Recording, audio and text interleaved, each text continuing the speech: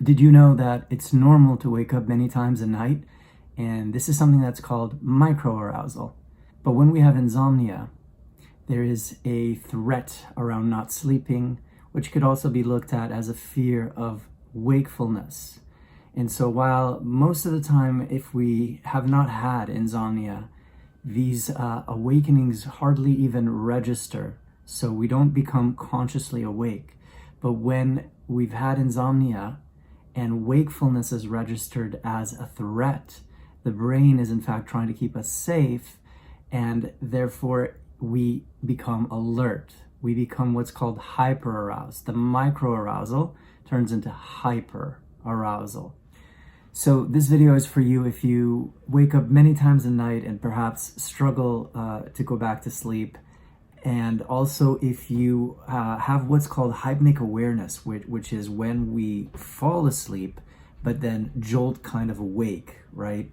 So we're falling asleep and suddenly we find ourselves completely awake and alert. These are very, very common for insomnia. And I want you to know that nothing's wrong with you. Because again, it's normal for people to wake up countless times a night. The issue here is not actually a sleep issue. There's no problem with your built-in ability to sleep, or what we call your sleep drive. The matter, once we've had insomnia, once we've become sort of afraid of not sleeping or afraid of wakefulness, is the hyperarousal itself, the anxiety, if you will, around it, the perception that something is wrong when this is happening, and that strengthens the sort of fight or flight response, that alert response of the brain, because it's perceiving wakefulness as danger.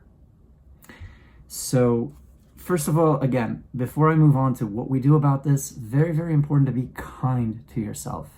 That is actually already one of the first and most important things you can do about it, is not consider it as a fault of yours. This is also something that you could view as evolutionary, where we needed to wake up several times a night to detect threats. And so everything is working properly.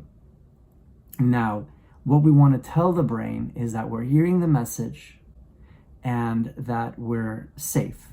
Not because this is going to guarantee that we sleep right now immediately, but over time, the less we make this into an issue, the less it becomes an issue. The less we treat wakefulness or not sleeping as a threat, the less the brain reacts to it as a threat. And when this pressure is essentially taken off, sleep becomes much more available, much more easily. So really, one of the things here is that when we wake up in the middle of the night and we kind of have a fear of wakefulness, there is a pressure to sleep, and this pressure actually makes it harder to sleep. So one of the best things that we can do in response to this is, after we've understood everything I've said and we've responded with kindness, not with what's wrong with me or what's wrong with my brain, or I'm a failure for not sleeping, or you know, trying to see sleep as a test that you can really succeed or fail at. Rather, what we want to do right now, after we've done all that, is not try to sleep per se, but actually rest. See, rest takes the pressure off. We can rest. We don't have to fall asleep. Paradoxically, this may actually bring us to fall asleep. And if we wake up again, we repeat the process. We tell the brain, thank you for taking care of me, for being alert for my safety. I am safe. I've received your message, because that's really all it wants to give you, is a message. It's not against you. And we've received the message. We don't take any fault with ourselves. We don't whip ourselves for anything. And we then simply take the pressure off having to sleep. And we make it more about, I'm just going to rest. Another thing you can do, and this is part of of what really helps us recover from insomnia, the very idea of befriending wakefulness, of not making being awake or not sleeping into an enemy, not making it so scary. And that's why it's so important to receive education about this. And hopefully if you keep on following these videos, you'll really see that it's not so dangerous. As someone who suffered from insomnia, this is how it worked here, right? I saw that I was safe. I was safe. The brain was thinking that there was a danger. It's actually what we call it's reacting to a perceived threat of not sleeping, not a real threat. And gradually it learned, oh, this isn't a real threat. I don't have to react to not sleeping in this way. So now if I do wake up like in the middle of the night, it doesn't mean anything. It's not scary. I immediately, because I've practiced this so much, deploy self-kindness. I don't find fault with myself. I don't get angry at my brain. I don't make the inability to stay asleep in that time an enemy or a problem or a big issue. And overall, this has to lead to less pressure, which means really more calmness. So anything that we can do at night to be more at peace with wakefulness, if you want to get up, that's okay. There is no really correct regimen. It's whatever feels right to you. If you want to watch a show, if you want to open the window and breathe the air a little bit, if you want to go outside, if you want to listen to a podcast, it really doesn't matter, but something that hopefully you enjoy, right? And sometimes it's just enough for us to just say, okay, I'm just resting here. I'm enjoying resting here. And maybe we'll drift off to sleep. Maybe we're not, but we're not too worried about that. Really what rest is when there's no anxiety. Even if there has been hyperarousal, there is no hyperarousal about the hyperarousal.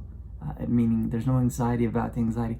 We're just letting things be. We're not pushing towards any outcome in particular, like to sleep or anything like that. We're really just resting. We're taking, if you will, a time out, and whether it's lying in bed or watching a show or whatever it might be, we're not being pressured about anything. And what I'm trying to tell you with this really is that the rest in itself is very good for you, mentally, physically, right? It's very helpful to us, not only because it helps us not fight the great enemy of wakefulness, which is really, that's the whole point, is that it isn't an enemy, and you are safe when you are awake at night, right? So first of all, we're not fighting when we're at rest. We're not very stressed when we're resting. That's the point here. Also, it's rejuvenating, but that's enough. If that's what we can do right now, that's enough. And that's also a part of self-kindness. So again, if you wake up in the middle of the night, whether it's a hypnic awareness where you jolt awake and suddenly you were falling asleep and you're suddenly totally awake, or you just keep waking up many times a night, and sometimes it's a bit hard to fall asleep, I want you to just think about this video and what was said here, and remember that there's really nothing wrong with you. There's no fault here. It's really all about how you respond to this now. Are you going to add to the already present anxiety, or are you going to learn to change your relationship with wakefulness, which actually will then take the pressure off of sleep and allow it to come more easily? I hope this helps. Let's show ourselves that we're really safe, and that this inability to stay asleep sometimes is really not because we have a sleep problem. We are simply having hyperarousal or some anxiety or some fear, and that's where the work is. So let's keep uncovering it and re-educating ourselves about sleep. I'll see you in the next video. You might want to also check out my video about sleep efforts. It's connected here, particularly because when we wake up in the middle of the night, our brain scans for potential disturbances and tries to kind of brace against them or protect against them, tries to avoid them. And these sleep efforts actually ending up adding more pressure to sleep, which makes it more difficult. So do check those videos out, and I hope this helps. Again, thank you for listening, and you can also check below in the description if you want to book with me. I'm available. I'm with you completely on this journey. I've been there, and my heart is with you. Please know that you're not alone.